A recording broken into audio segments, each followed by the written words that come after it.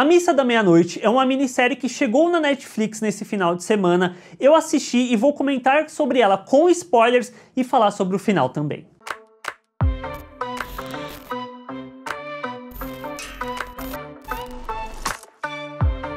Rapidão, antes, assina o canal aqui embaixo e deixa um joinha, isso ajuda demais o vídeo e o canal. O Mike Flanagan, que é o criador dessa minissérie, ele já lançou 3 minisséries dentro da Netflix: A Maldição da Residência Hill, A Maldição da Mansão Bly e agora A Missa da Meia-Noite. E o que é muito interessante ver nessas obras que tem ele como criador é como ele usa do terror para tecer comentários acerca de comportamentos humanos e sobre alguns aspectos em particular. Dentro da Maldição da Residência Hill, fala muito sobre família, enquanto que A Maldição da Mansão Bly vai muito falar sobre amor. E A Missa da Meia-Noite, até mesmo por conta do nome, por motivos óbvios, acaba falando sobre religião e principalmente sobre fanatismo. A trama se passa dentro dessa ilha Crockett, que tem uma comunidade muito pequena, que começa a ficar surpresa quando milagres começam a acontecer que ninguém consegue explicar, junto com a vinda de um novo padre, o Padre Paul. O texto do Mike Flanagan dentro dessa série, ele é muito bom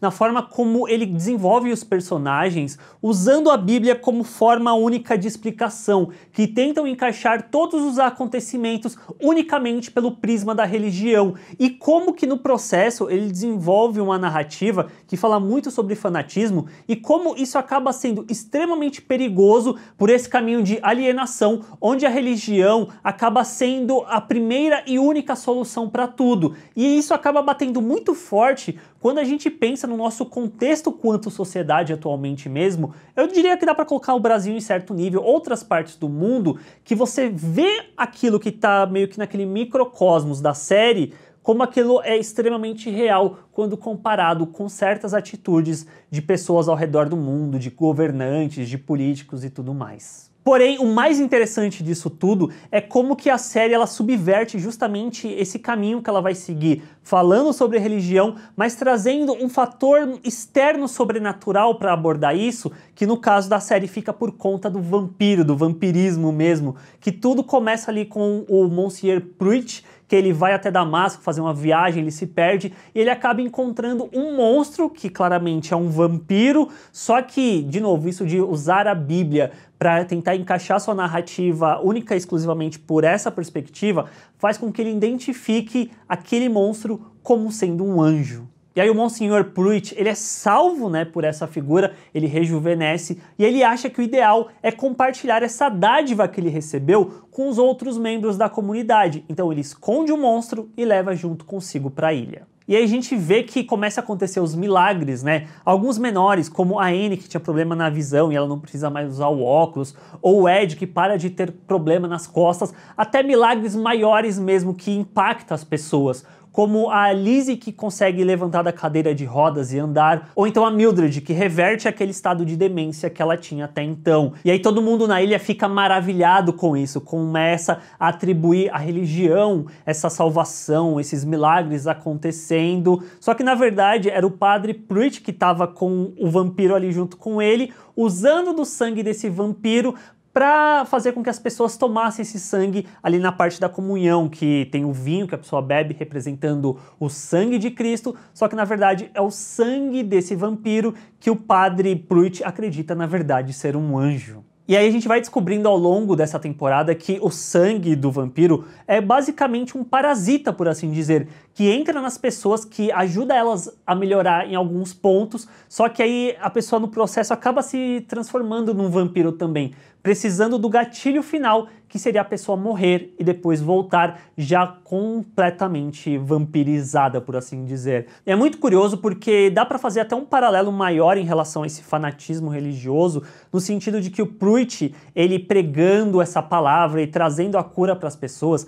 é quase como se ele também ao mesmo tempo se sentisse Deus dentro daquela ilha, então ele vai criando esse grupo de pessoas próximas a ele. Dá até para fazer um outro paralelo, é como se o vampiro em si fosse Deus, o Pruitt, em certo nível, fosse Jesus, e ele vai criando esse seu grupo de apóstolos mais próximos, cujo principal objetivo era transformar todo mundo da ilha em vampiro também, para que depois eles saíssem da ilha e continuassem pregando a palavra, que no caso seria justamente continuar essa contaminação de vampiros mascarando como religião. E uma coisa que eu acho muito boa que o Mike Flanagan faz dentro da série é que ele entrega pra gente dois personagens que acabam sendo fundamentais para a derrocada desse plano que o Pruitt tem, que é a Bev e o Riley, que em certo nível daria para colocar ele como figuras antagônicas, no sentido de estão de lados opostos, porque a Bev é a representação daquela moça que acredita piamente na religião, que ela vai ter um versículo tudo pronto na cabeça para falar na hora certa, para justificar seus atos, suas atitudes, que ela acha que todo mundo tem que ser convertido, não importa os métodos para isso acontecer, enquanto que o Riley, ele tá num outro âmbito, pela visão da Beth, de que ele é um pecador, que ele matou alguém, então ele não é um personagem tão digno quanto ela, por exemplo. Tem muito essa questão também dentro da série sobre a moralidade, e na Bev principalmente, dessa moralidade que coloca ela, que faz com que ela se sinta superior a todos os outros ao entorno dela. Porém, quando eles são confrontados com a verdade do Pruitt e do vampiro, o que acontece é, o Riley se sacrifica para que a Erin acredite nele e tente mudar alguma coisa, enquanto que a Bev, ainda dentro dessa questão de se sentir superior moralmente e desse fanatismo que ela possui, ela compra a narrativa do Pruitt, ela se junta a ele, e até mesmo no momento em que o Pruitt volta-se e ele vê que aquilo que eles estão fazendo é errado, ela se mantém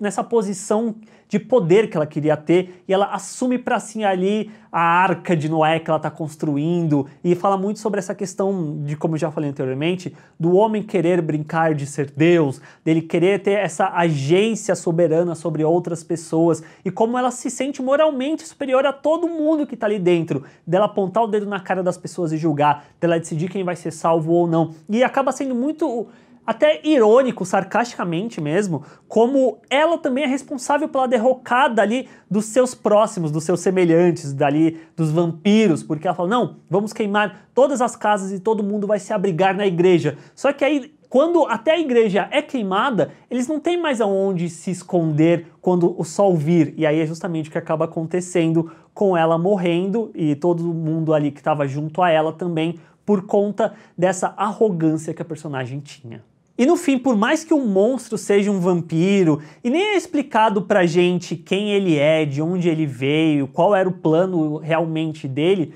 isso não precisa, pelo fato de que esse monstro ele funciona muito como uma alegoria ao fanatismo mesmo, que dentro da ilha acaba se manifestando através da religião, que confronta e nega a ciência, a justiça e a fé de outras pessoas dentro da ilha. E aí no final fica em aberto se o vampiro, o monstro, morreu ou não. E eu acho que dá para ter duas interpretações possíveis. Uma delas é usando a questão da alegoria mesmo. Se ele representa o fanatismo, talvez não, ele apenas saiu dali e se escondeu em algum outro lugar até o momento que encontrem ele e ele volte a corromper toda uma população, uma comunidade de novo. A outra interpretação seria a questão de que ele é um vampiro e o sangue dele estava dando efeito para as pessoas. Só que no momento em que ele morre, esse efeito deixa de existir. E aí é a última frase dentro da série, que é a Lizzie falando que não estava mais sentindo as pernas dela, dando a entender que talvez o vampiro em si também tenha queimado com o sol. E aí, o que vocês acharam de A Missa da Meia-Noite? Vocês gostaram, não gostaram? O que vocês acharam? Vamos conversar, deixa aqui embaixo nos comentários. Eu gostei demais. Eu acho que o terror ele acaba sendo muito mais interessante, pelo menos na minha perspectiva, quando ele usa-se para falar sobre questões humanas mesmo também, e não apenas para dar susto, porque se for pensar por essa perspectiva, A Missa da Meia-Noite, o que ela menos faz é assustar exatamente pelo susto, por dar o jump scare, e muito mais pela forma do comportamento humano, de como as pessoas agem, e isso eu acho que dá para fazer paralelos com a realidade, que aí sim são realmente aterrorizantes. Se você ainda não assinou o canal, bolinha tá aparecendo aqui do lado, tem um outro vídeo, caso você queira ver. Um joinha ajuda demais o canal a crescer. Cogita dar o joinha pelo menos, vai, por favor. E a gente se vê na próxima. Tchau, gente.